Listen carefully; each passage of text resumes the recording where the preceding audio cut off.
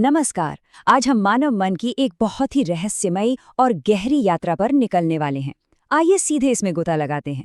आज की इस चर्चा में हम डर, निर्भरता और सच्ची आज़ादी के असली अर्थ को समझने के लिए एक ऐतिहासिक और मनोवैज्ञानिक दृष्टिकोण का उपयोग करेंगे। हम बात कर रहे हैं राजा जनक के आंतरिक रूपांतरण की। देखिए, ये कोई साधारण प्राचीन कथा नहीं है, बल्कि मानव मनोविज्ञान का एक ऐसा सूक्ष्म अध्ययन है जो आज भी हमारे लिए 100% प्रासंगिक है।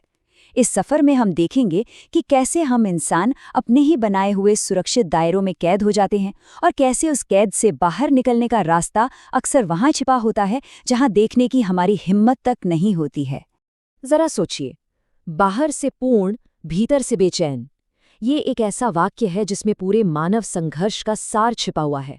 एक ऐसे राजा की कल्पना कीजिए जिसके पास वो सब कुछ है जिसकी हम और आप केवल कामना कर सकते हैं। असीम धन, अपार वैभव, परम सत्ता और गहरी धार्मिक निष्ठा भी।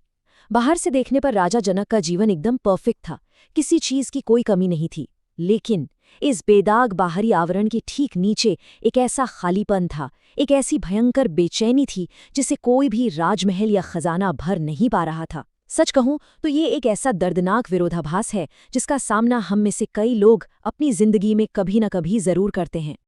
अब अगर हम इन दोनों पहलुओं को आमने सामने रखें तो जनक की बाहरी वास्तविकता बिल्कुल साफ है। धन, सत्ता और धर्म की कोई कमी नहीं। लेकिन उनकी आंतरिक वास्तविकता, वहां केवल एक गहरा खालीपन है, एक अंतहीन बेचैनी और जवाबों की एक हताश खोज। ये समझना हमारे लिए बिल्कुल क्रूशल है, क्योंकि ये हमें बताता है कि बाहरी उपलब्धियां कभी भी आपको आंतरिक शांति की गारंटी नहीं दे सकती। और इसी असहनीय आंतरिक शून्य ने राजा जनक को मजबूर किया कि वे अपने महल की चारदीवारी से बाहर निकलें और महान ऋषि अष्टावक्र के पास जाएं। उन्हें एक ऐसे जवाब की तलाश थी जो इस खालीपन को हमेशा के लिए मिटा सके। जब जनक अष्टावक्र के पास पहुंचे तो उन्हें लगा होगा कि थोड़ी सांत्वना मिलेगी, लेकिन अष्टावक्र ने उन्हें जो चौंकाने वाला सच बताया, उसने उनकी पूरी दुनिया ही हिलाकर रख दी। और ये हमें इस पूरी चर्चा के सबसे महत्वपूर्ण बिंदु पर लाता है। अष्टावक्र ने कहा कि जिसे जनक अपनी सबसे बड़ी ताकत समझ रहे थे, वो असल में उनके डरों का एक नकाब मात्र था। जनक की ईश्वर पर अगाध श्रद्धा, उनका धर्म, वास्तव में उनके आंतरिक आत्मबल का कोई प्रतीक नहीं था, बल्कि ये उनके भीतर छिपी असुरक्षाओं और डरों को छुपाने का एक तरीका था। ये विचार सच में बहुत क्रांतिकारी है कि हमारा तथाकथित विश्वास अक्सर हमारे डर का ही एक दूसरा रूप होता है। अष्टावक्र ने जनक के सामने उस मनोवैज्ञानिक जाल को पूरी तरह से खोलकर रख दिया जिसमें वे फंसे हुए थे। होता क्या है? सबसे पहले जब कोई चुनौती आती है तो डर पैदा होता है।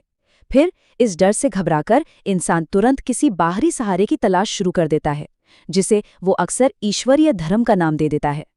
तीसरा कदम होता है कि इस सहारे के मिलते ही हम अपनी व्यक्तिगत जिम्मेदारी का पूरी तरह से समर्पण कर देते हैं और अंततः हम अपने असली स्वरूप को ही भूल जाते हैं, जिसे आत्मविस्मृति कहा जाता है।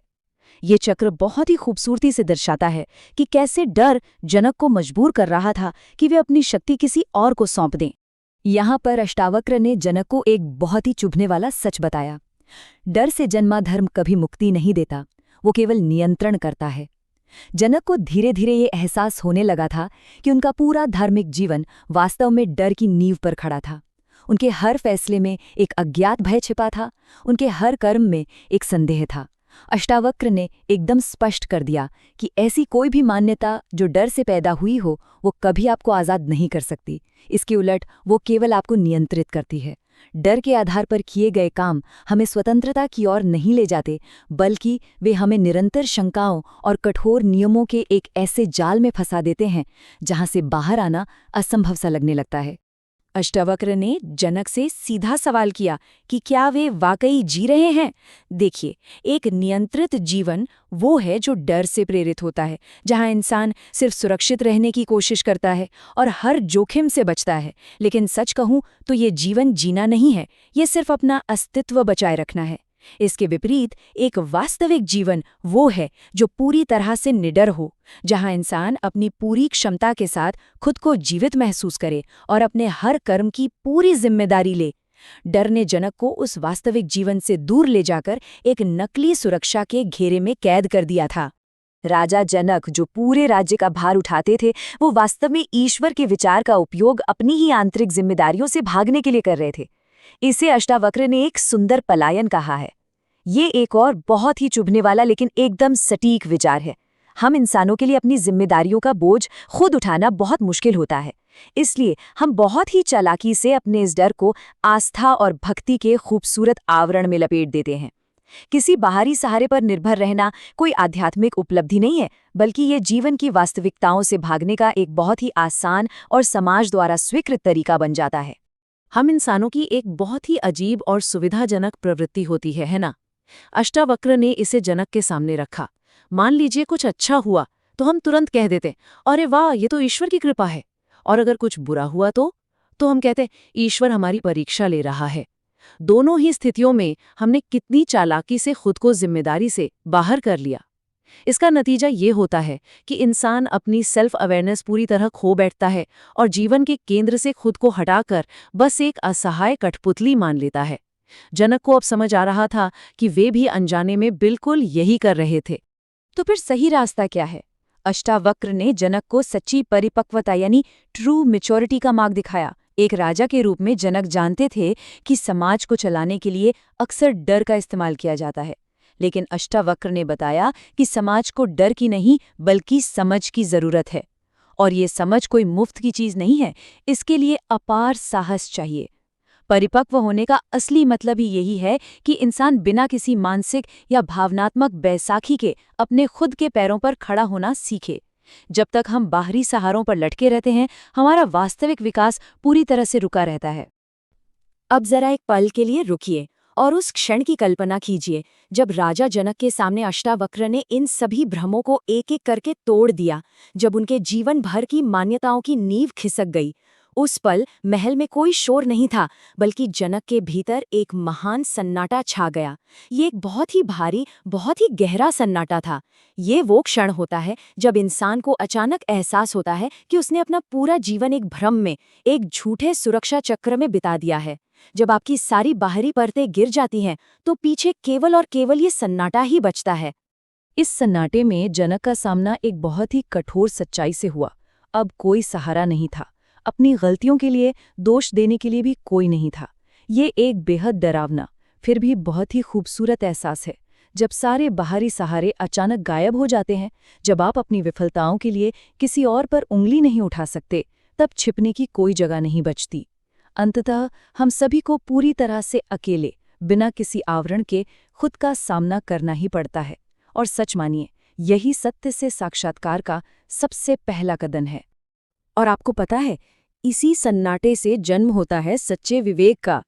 देखिए, नियम तो बाहर से थोपे जा सकते हैं, समाज या धर्म हमें बता सकते हैं कि क्या सही है और क्या गलत, लेकिन सच्चा विवेक वो गहरी समझ है जो पूरी तरह से हमारे अपने भीतर से जन्म लेती है। जब तक वो स्पष्टता, वो नैतिक दिशा हमारे खुद के अनुभव और साक्षात्कार से नहीं आती, तब तक वो केवल उधार लिया हुआ ज्ञान है। जनक को अब ये गहराई से समझ आ रहा था कि असली समझ हमेशा भीतर से खिलती है, किसी बाहरी किताब या नियम से नहीं। अष्टावक्र ने जनक को एक और बड़ी बात के प्रति आगाह किया, भविष्य का पलायनवाद। हम इंसान अक्सर स्वर्ग, नरक या अगले जन्म के बारे में सोच सोचकर इतने जुनूनी हो जाते हैं कि हम अपनी वर्तमान वास्तविकता को पूरी तरह से खो देते हैं। जो समझ भविष्य के किसी इनाम या सजा पर टिकी है, वो वास्तव में एक छलावा है। असली सत्य, असली जीवन केवल और केवल अब में, इसी क्षण में मौजूद है।